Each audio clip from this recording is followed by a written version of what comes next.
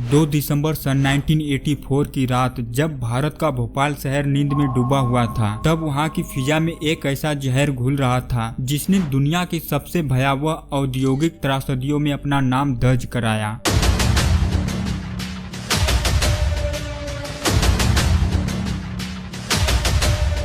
उस रात union carbide नामक अमेरिकी कंपनी के कीटनाशक फैक्ट्री से जहरीली मिथाइल आइसोसाइनेट गैस का रिसाव हुआ, जिसने कुछ ही घंटों में हजारों लोगों की जान ले ली और लाखों को जीवन भर के लिए बीमार कर दिया। भोपाल शहर में स्थित यूनियन कार्बाइड इंडिया लिमिटेड की स्थापना सन 1969 में हुई थी। यह कंपनी कीटनाशक सेविन बनाने के लिए जानी जाती थी, जिसमें MIC का उपयोग एक प्रमुख रसायन के रूप में किया जाता था। MIC एक अत्यंत जहरीली गैस होती है जिसे खास नियंत्रित स्थितियों में रखा जाता है, विशेषकर ठंडे तापमान में और उच्च सुरक्षा मानकों के अंतर्गत। लेकिन सन 1980 के दशक के शुरुआत में ही कंपनी ने लागत घटाने के चक्कर में सुरक्षा उपायों में कटौती करना शुरू कर दिया। 2 दिसंबर की रात फैक्ट्री के टैंक नंबर 610 में रखी गई MIC में अचानक पानी घुस गया। पानी और MIC का रासायनिक मिश्रण अत्यधिक ऊष्मा और दबाव पैदा करता है। तापमान 200 डिग्री सेल्सियस से ऊपर चला गया और टैंक में जबरदस्त रिएक्शन शुरू हो गया।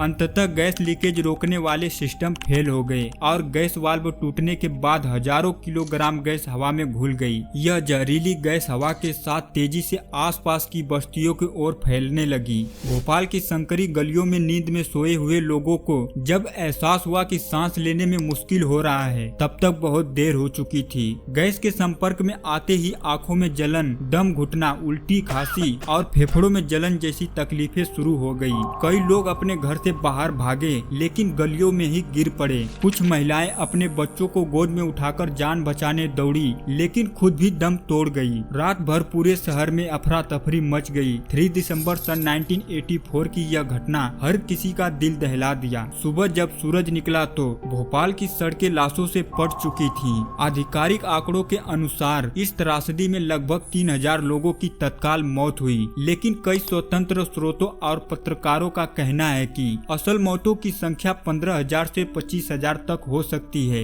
5 लाख से अधिक लोग घायल हुए, जिनमें से कई लोग आज भी कैंसर, अंधापन, त्वचा रोग, प्रजनन समस्याएं और मानसिक रोगों से जूझ रहे हैं। हजारों बच्चों का जन्म जन्मजात दोषों के साथ हुआ। पीड़ितों में कई पीढ़ियां शामिल हो चुकी हैं। दुर्घटना के बाद सामने आए दस्तावेजों और जांचों ने यह स्पष्ट किया कि यूनियन कार्बाइड ने जानबूझकर सुरक्षा उपायों में लापरवाही की थी, जिसमें से 4 गलतियां ज्यादा हाईलाइट की गई। पहला, टैंक पर तापमान नियंत्रण करने वाला सिस्टम महीनों से खराब पड़ा था। दूसरा, गैस को न्यूट्रलाइज करने वाली स्क्रबर प्रणाली बंद थी। तीसरा, इमरजेंसी अलार्म सिस्टम बंद था, जिसमें आसपास के लोगों को समय रहते कोई चेतावनी नहीं मिली। चौथा, कर्मचारियों को रसायनों की पूरी जानकारी नहीं दी गई थी। इस घटना का सबसे दुर्भाग्यपूर्ण पक्ष तब सामने आया जब यूनियन कार्बाइड के CEO वारेन एंडरसन को भारत लाया गया, लेकिन उन्हें कुछ घंटों के भीतर VIP ट्रीटमेंट देते हुए अमेरिका वापस भेज दिया गया। भारत सरकार द्वारा सन 1989 में यूनियन कार्बाइड के साथ हुआ समझौता भी विवादों से घिरा रहा। कंपनी ने मात्र $470 मिलियन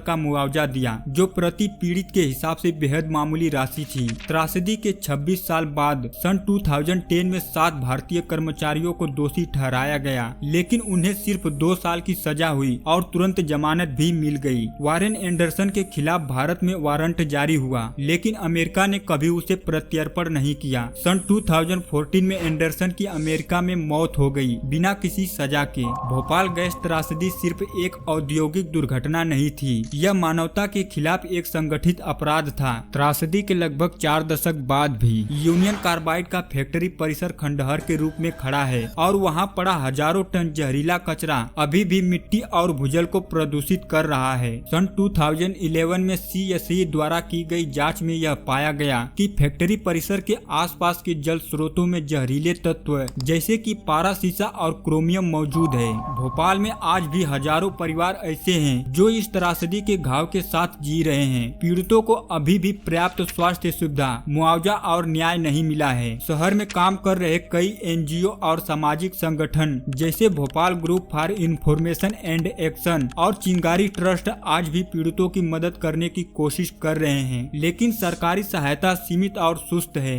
यह घटना हमें एक बार नहीं बार बार सोचने पर मजबूर करता है, क्या भारत जैसे देश में बहुराष्ट्रीय कंपनियों को बिना सख्त निगरानी के काम करने की छूट देना सुरक्षित है? क्या एक आम नागरिक की जान की कोई कीमत नहीं? और सबसे अहम सवाल, क्या हम इस त्रासदी से कोई सबक सीख पाएंगे या नहीं? भोपाल गैस त्रासदी सिर्फ इतिहास की एक तारीख नहीं है, यह एक जहर है जो आज भी हवा में घुला है, दिलों में बसा है। पीड़ितों की आंखों में आज भी वह भयावह रात जिंदा है जब सांसें बुझा दी गई, जब एक पूरी आबादी की चीखें एक फैक्ट्री की दीवारों में गूंजती रह गई और इंसानियत ने वहां दम तोड़ दिया। यह एक चेतावनी है कि अगर हम अभी भी नहीं जागे तो इतिहास खुद को दोहराने से नहीं हिचकिचाएगा।